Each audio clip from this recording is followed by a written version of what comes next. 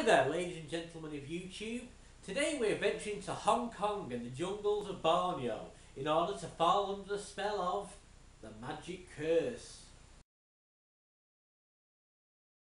The Magic Curse is a Filipino-Hong Kong co-production that somehow found its way to Pendlebury Market in Swinton, or at least that's where I found an old Pre-Cert VHS copy of this film in the early 1990s.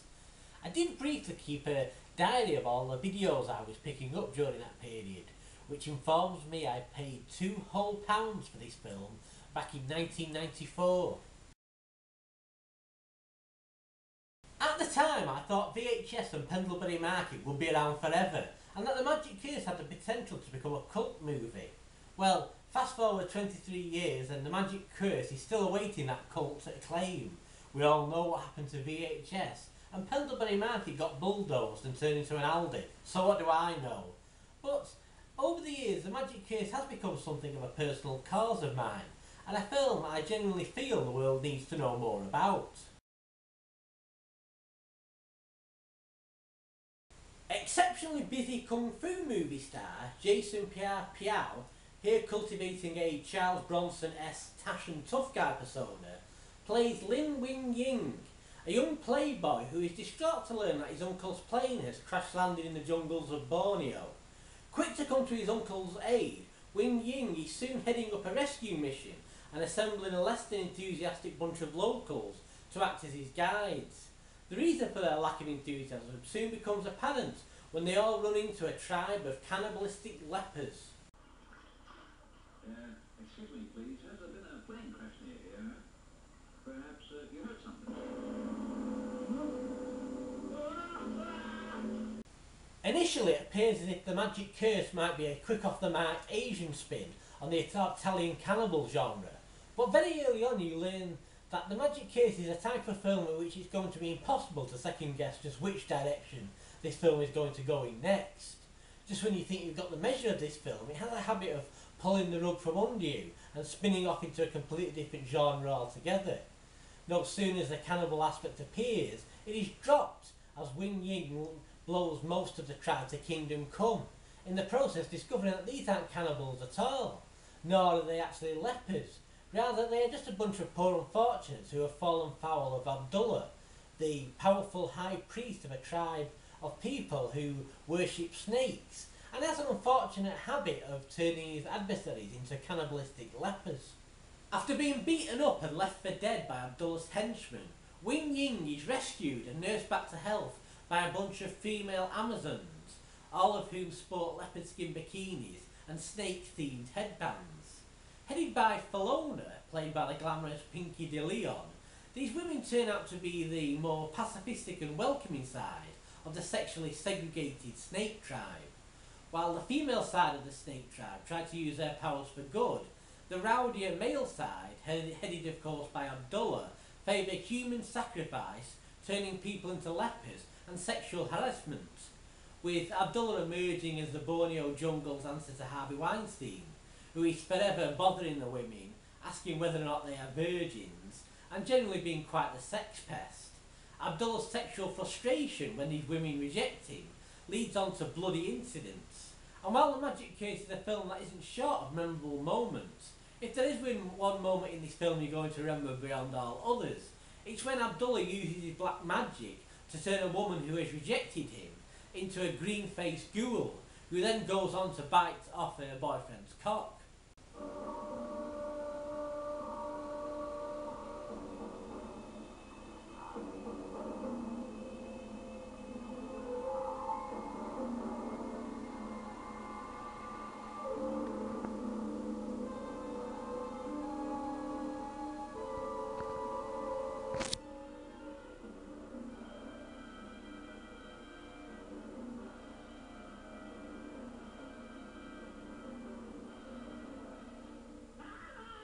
Despite such incidents, both sides of the snake tribe do at least show each other the courtesy of this hand gesture every time they meet. Tensions, however, soon mount when Wing Ying falls in love with Falona and butts heads with Abdullah, who sees this outsider as a threat to the bullying dominance he has over the women. The Magic Curse is a true walk on the cinematic wild side, and a film that throws just about everything but the kitchen sink at its audience. Extreme gore, kung fu, softcore porn, an irritating child actor, and boneheaded comic relief all coexist under an uneven, yet freakish and hugely entertaining roof. The film also boasts a second act that feels as if it belongs to a different film entirely, as Abdullah kidnaps Falona's kid brother and forces Wing Ying to leave the jungle. Falona, however, can't bear the thought of Wing Ying being with other women, so puts a curse on him, the magic curse of the title, which dictates that if he has sex with other women, these women will die a horrible death. A plot twist that transforms the magic curse into a hybrid of softcore porn and horror film. The characters in this film aren't without interesting contradictions, even if the film doesn't fully explore or take the characters to task for them. Falona despises Abdullah for abusing his magic for his own sexual needs, yet jealousy and insecurity leads her to abuse her magic in a similar way. By far the most contradictory character in the film, though, is Wing Ying, who is initially built up as a noble, heroic figure who has the moral high ground over the lechery of Abdullah and his men, but in the film's second act becomes a promiscuous drunk who shags his way through the big city, despite the knowledge that this will result in all his sexual conquests being killed by tons of snakes.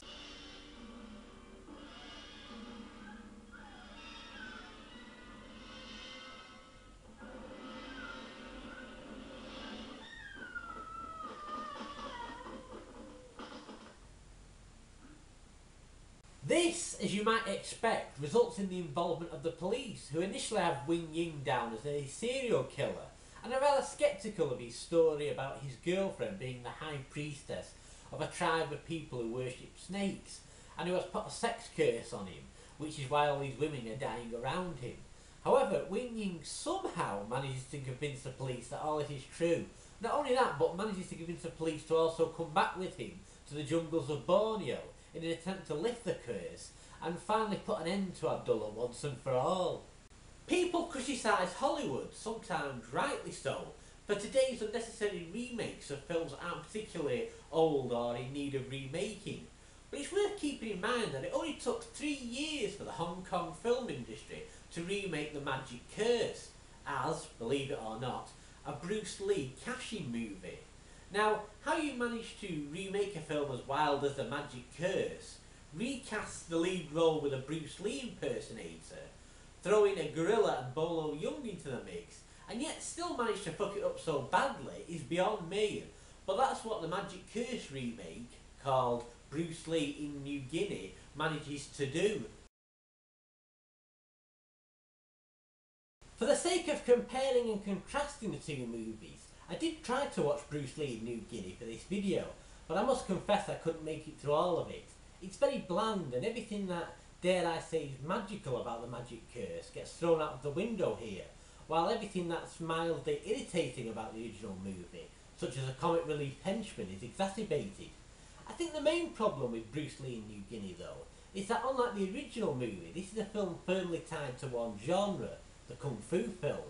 and it's addled by these rather lengthy fight scenes that simply grind the storyline to a halt,